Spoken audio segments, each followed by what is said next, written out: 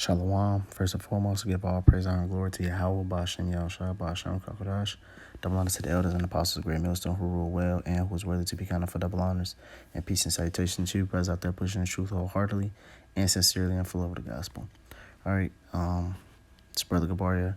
Come back at you with another sit down to basically talk about entitled this video the love of discipline.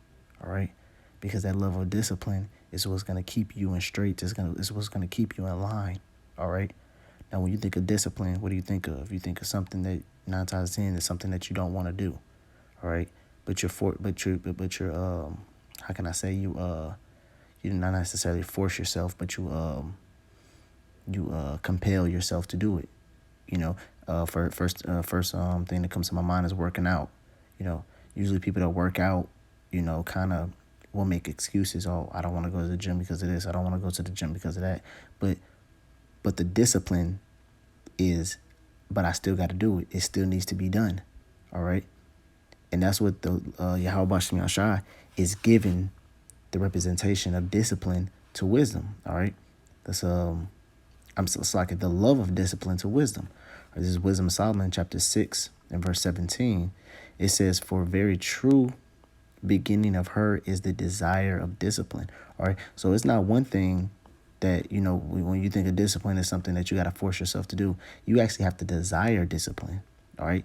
You have to desire to be put in right. You have to desire that that constant fight. All right. That constant fight between you and the flesh, you know, between right and wrong. That constant fight that's going to constantly go on until we get delivered, man. All right. That's the love of discipline, you know. Oh man, you know, I was fucking around. Let me do a sit down today. Oh man, you know, let me sit down and read. Let me watch a video. You know, that's that love, man, that we should have for the wisdom and knowledge and understanding. All right, the scripture says, matter of fact, this is Proverbs chapter 5 and verse 19. It says, let her be as, and this is hers talking about wisdom. Let's jump to the first chapter to prove that.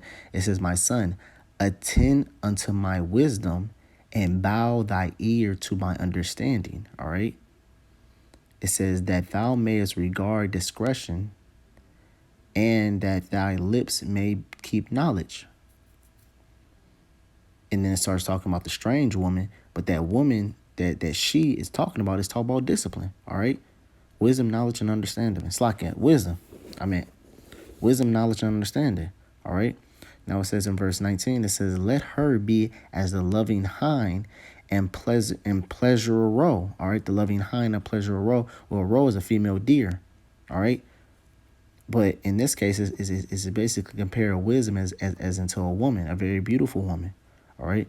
It says, "Let her be as the loving hind and a pleasant roe. Let her breast satisfy thee at all times, and be thou ravished always with her love." All right. Now, compared to a woman that, you know, compared to your woman that you live with, or your girlfriend or whatever, you know, if you have a very, very attractive a young lady and she's extreme, and you know you're gonna be all over her, man. All right. You're not gonna get your hands off her. I know when I was 15, 16, and 17, when I was in high school, and I dated one of the best looking girls in the class, you know, and I couldn't keep my hands off of her, you know. They had to actually split us on two separate sides of the classroom because, you know, I constantly was on her, you know. But so it's comparing wisdom into that very beautiful woman. All right, that you should always, it says, "And thou be ravished always with her love," man. All right. Give and tearing. That's the desire of that discipline. All right. All right. Let's go back to that. This verse 17. It says, "For the very true beginning of her is the desire of discipline, and the care of discipline is love." See, that's that love that was talking about in Proverbs. All right. Always be ravished with her love, man. You know, it's a constant fight. It's a constant battle. You're gonna constantly keep learning things new. You're gonna constantly learn things every day, man. All right. making love, with the scriptures. All right, not physically, but I'm talking about spiritually. Get down, sup, read, watch videos.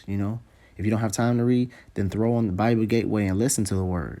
You know, throw on the Apostles of Elders. Listen to a brother talk about the scriptures. Because you got to think this is our first love. This love comes before all. Before your woman, your children, your life. This comes before all. All right. Scripture says you gotta meditate. Matter of fact, let me get that.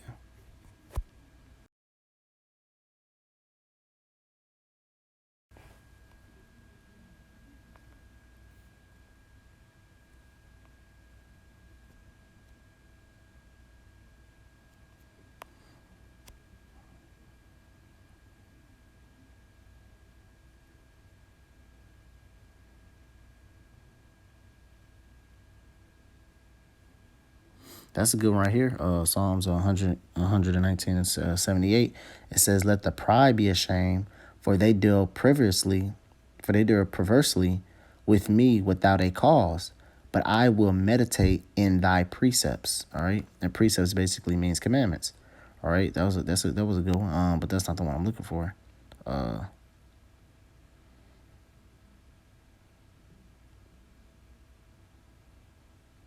Here it is.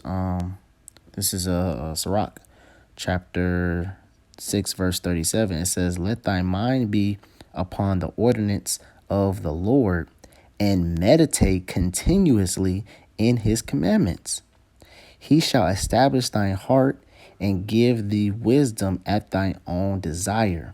All right. So the Lord will give you wisdom at the own desire, but you gotta want it. All right. Let me get that. Scripture says what? You have to hunger and thirst after it.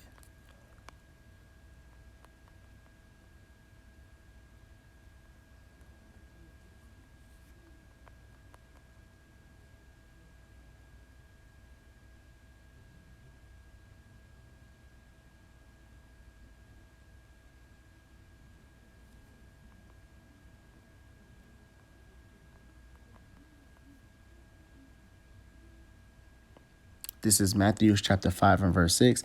It says, "Blessed are they which do hunger and thirst after righteousness, for they shall be filled." All right. So you got to hunger and thirst, man. When you're really, really thirsty, you're dehydrated. What you'll guzzle down probably a 24 to a 44 ounce bottle of water. All right. Or if you're hungry, man, you're gonna go to the nearest food joint and smash. All right. That's how you're supposed to be. That's how you're supposed to do after righteousness, man. After wisdom. Okay. Hunger and thirst after it. Desire it. Because that's how the Lord's going to give it to you. Just like you do with your woman. You show your woman a good time, and then she gives you what you want. You get the box.